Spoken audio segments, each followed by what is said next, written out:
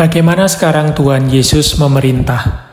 Sebagai Tuhan kosmos dan sejarah, Kepala Gereja, Kristus yang sudah dimuliakan tinggal secara misteri di atas bumi tempat benih dan permulaan kerajaannya hadir dalam gereja.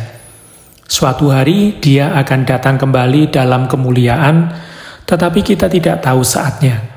Karena itu, kita perlu berjaga-jaga untuk mengantisipasinya dengan berdoa, "Datanglah Tuhan Yesus." Bagaimana kedatangan Allah dalam kemuliaannya itu terjadi? Sesudah pergulakan dunia berlalu, kedatangan Kristus dalam kemuliaannya akan terjadi. Kemudian akan datang kemenangan Allah yang definitif pada akhir zaman dan menyusul pengadilan terakhir. Dengan cara demikianlah kerajaan Allah akan terjadi. Bagaimana Kristus mengadili orang yang hidup dan yang mati? Kristus akan mengadili dengan kekuasaan yang Dia dapatkan sebagai penebus dunia yang datang membawa keselamatan untuk semua. Segala rahasia hati akan terungkap, dan semua tindakan terhadap Allah dan sesama akan menjadi nyata. Setiap orang sesuai dengan bagaimana peri kehidupannya akan menerima ganjaran atau hukuman abadi. Dengan cara ini, kepenuhan Kristus akan terlaksana saat Allah menjadi semua di dalam semua. Apa yang dipercaya gereja ketika mengaku, "Aku percaya akan Roh Kudus"? Percaya akan Roh Kudus berarti mengakui iman akan pribadi ketiga Tritunggal yang berasal dari Bapa dan Putra, dan disembah dan dimuliakan bersama dengan Bapa dan Putra. Roh diutus ke dalam hati kita, sehingga kita menerima hidup baru sebagai anak-anak Allah. Mengapa misi Sang Putra dan Roh Kudus itu tak terpisahkan? Di dalam Tritunggal yang tak terpisahkan, Putra dan Roh Kudus itu berbeda, tetapi tidak terpisahkan. Sejak awal mula sampai berakhirnya waktu, jika Bapa mengutus Putra, Bapa juga mengutus Roh-Nya yang mempersatukan kita dengan Kristus di dalam iman, sehingga sebagai anak-anak angkat kita dapat menyebut Allah sebagai Bapa.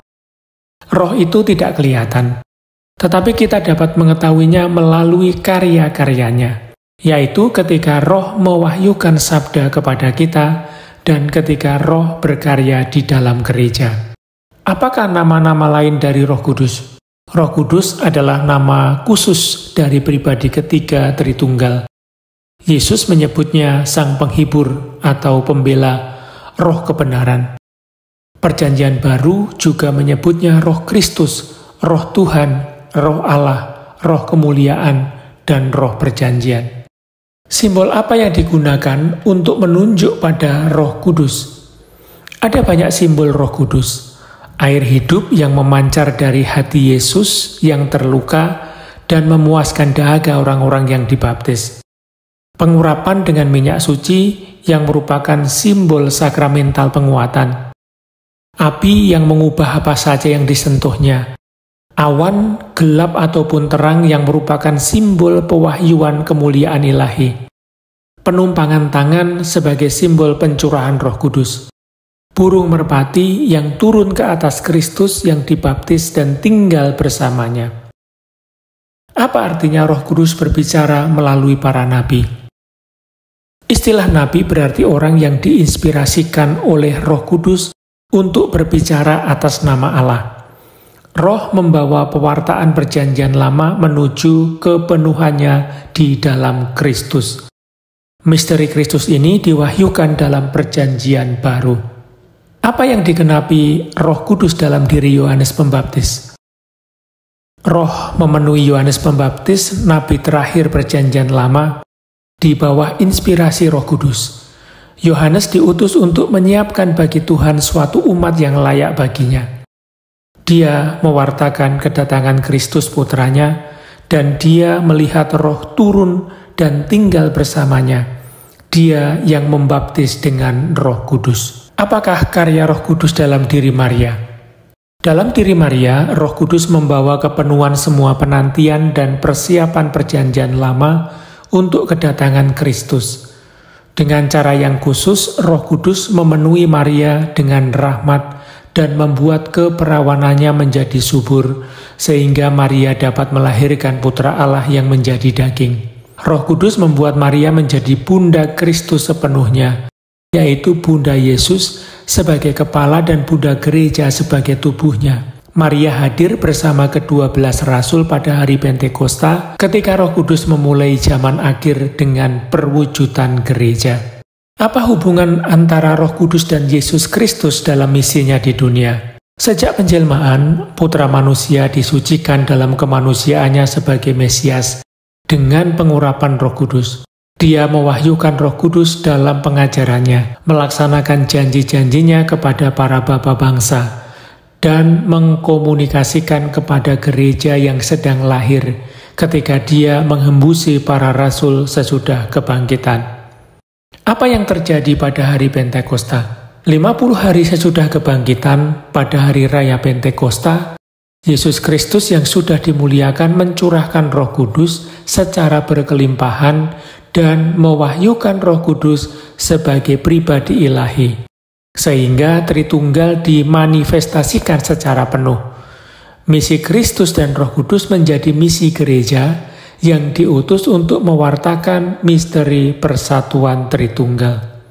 Apa yang dilakukan Roh Kudus dalam gereja?